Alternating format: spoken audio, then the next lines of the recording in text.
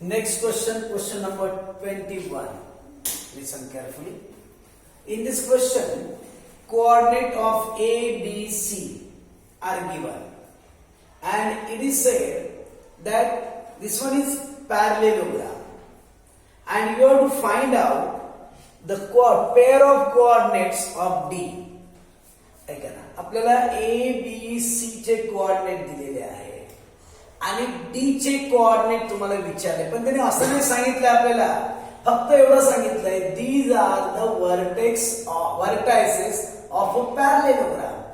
मग पॅरलेलोग्रामचं नाव नाही सांगितलंय, ABCD आहे म्हणून, आणि असं करून ना तुम्हाला डी चे कोऑर्डिनेट विचारलेले आहे. एक ऑप्शन आपण असं नाव घेतलं ABCD घेतलं. व्यवस्थित ऐकताय मी काय काय बोलतोय. पॉसिबिलिटी 1 असं घेतलं, त्याला 3 पॉसिबिलिटी येणार आहे.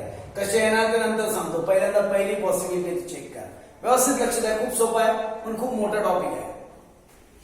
ABCD बघा, quadrilateral ABCD is a parallelogram. चौकोन ABCD हा समांतर भुज चौकोन आहे. Diagonals of parallelogram bisect each other. समांतर भुज चौकोनाचे कर्ण परस्परांना दुभागतात. म्हणजे याचा अर्थ मग तुमच्या लक्षात आहे का, एम कुणाचा मिड पॉइंट येणार, AC चा मिड पॉइंट येणार, आणि एम हा कुणाचा मिड पॉइंट येणार, BD चा पण मिड पॉइंट येणार. बरोबर आहे. आता ऐका, तुम्हाला हे तर माहिती आहे, तुम्हाला A चे कोऑर्डिनेट माहिती आहे, C चे कोऑर्डिनेट माहिती आहे, मग M चे कोऑर्डिनेट काढता येतील की नाही आपल्याला मिड पॉइंट फॉर्म्युला वापरून. बघा, M is mid point of segment AC. तुम्हाला पहिल्यांदा याचंच काढावं लागेल का, कारण A माहिती आहे, C माहिती आहे, मग M काढता येईल. कारण तुम्हाला हे नाही पहिलं घेता, कारण B चे कोऑर्डिनेट माहिती आहेत पण D चे माहित नाही ना आपल्याला, म्हणून आपण पहिल्यांदा M चे कोऑर्डिनेट काढले. M is mid point of AC. Okay, M हा AC चा मिड पॉइंट आहे. A चे कोऑर्डिनेट दिले, C चे कोऑर्डिनेट दिले x1 y1 x2 y2, आणि M हा मिड पॉइंट आहे ना xy.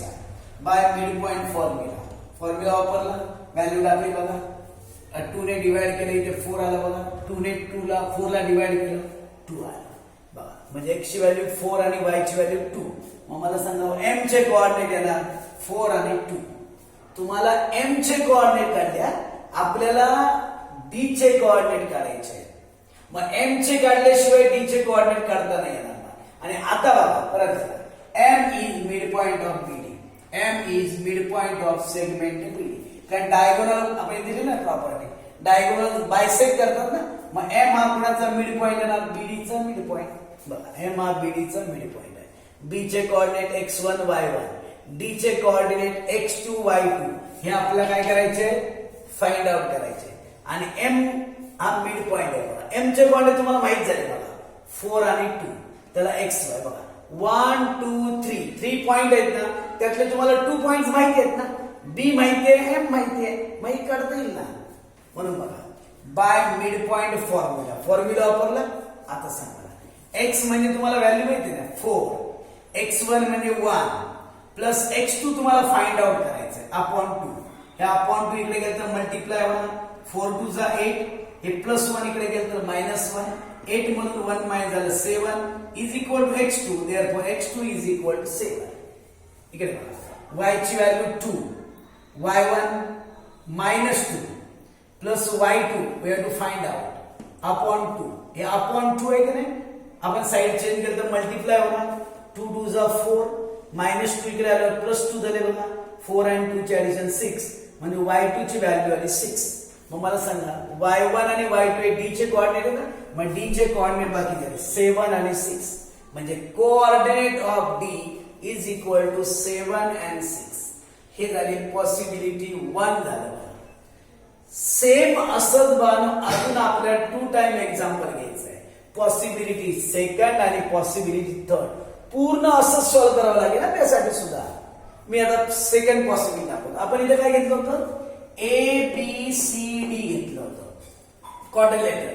तुम्हाला हे ना BC यांचे सिक्वेन्स बदलून घ्यायचं आहे. मी आता क्वाड्रिलॅटरल कसं दिलं बघा, ACBD घेतलं बघा, B आणि C च्या जागा चेंज केल्या बघा, C इकडे आला आणि B इथे आला बघा. आता क्वाड्रिलॅटरल नाव काय बघा, एबीसीडी नाही आता ACBD बघा quadrilateral ACBD is a parallelogram दिसतोय का हा समांतरभुज चौकोन आहे सेम असं सॉल्व्ह करायचं फक्त पॉइंट बदल आता काय करावं लागेल पुढे बघा मी ओरली सांगतो पीडीएफ मध्ये तुम्हाला आन्सर पाठवून दिलं जाईल लक्ष देऊन ऐकता काय करणार मला सांगा ए चा कोऑर्डिनेट तुम्हाला माहिती आहे आणि बी चे पण कोऑर्डिनेट माहिती आहे ए आणि बी माहिती आहे का मला सांगा AB चा मिड पॉइंट कोणता M आहे का बघा M is mid point of AB मग मिड पॉइंट फॉर्म्युला जर आपण वापरला याच्यामध्ये इथे कसा मिड पॉइंट फॉर्म्युला वापरला होता तसं सेम बाण इथे मिड पॉइंट फॉर्म्युला वापरला तर कुणाचे कोऑर्डिनेट आपल्याला काढता येते M चे कोऑर्डिनेट काढता येते इथे कसं M चे कोऑर्डिनेट काढले बघा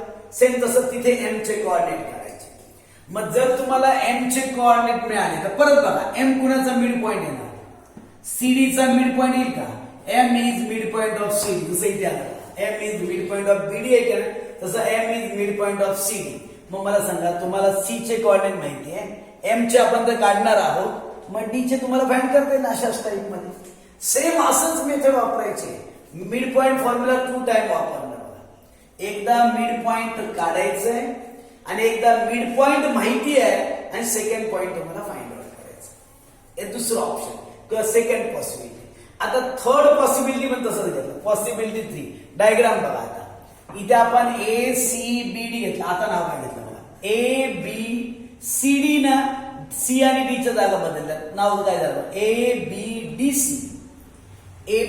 झालं बघा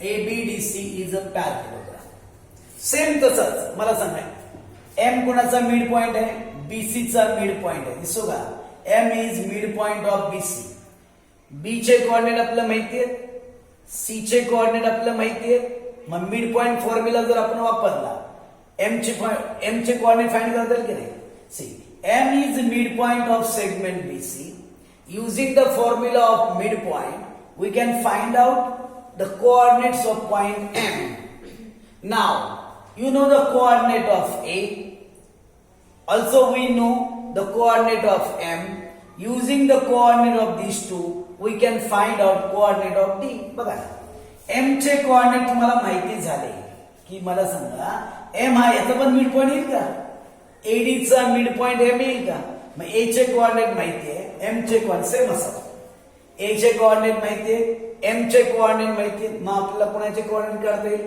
D चे कोऑर्डिनेट करता येईल चला संपला आन्सर म्हणजे 3 पॉसिबिलिटी येणार बघा म्हणून D चे कोऑर्डिनेट असं एकदा येणार हे पूर्ण असं सॉल्व्ह करायचं पूर्णचे पूर्ण असं सॉल्व्ह करायचं आहे मग त्यानंतर सेकंड पॉसिबिलिटी D चे कोऑर्डिनेट आणि असं थर्ड फक्त एक लक्षात घ्यायचं व्यवस्थित क्वाड्रिलॅटरल त्यांनी देताना क्वेश्चन असं नाही सांगितलं बरं का ABCD इज अ पॅरलेलोग्राम त्याने आपल्याला काय सांगितलंय these are the vertices of a parallelogram बघा ना हा पण पॅरलेलोग्राम आहे हा पण पॅरलेलोग्राम आहे हा पण पॅरलेलोग्राम आहे इथे पण बघा ABCD हाय का 4 व्हर्टेक्स इथे पण ABCDच आहे फक्त आपण सिक्वेन्स चेंज केला म्हणून हे लक्षात घ्या इथे बघा ABCD इथे बघा ACBD आणि इथे बघा ABDC सिक्वेन्स चेंज झाले बघा पोझिशन बदलली का बघा D बघा D 4 का बघा D पहिल्यांदा इथे होता B इथे होता बघा इथे बघा D तसाच राहिला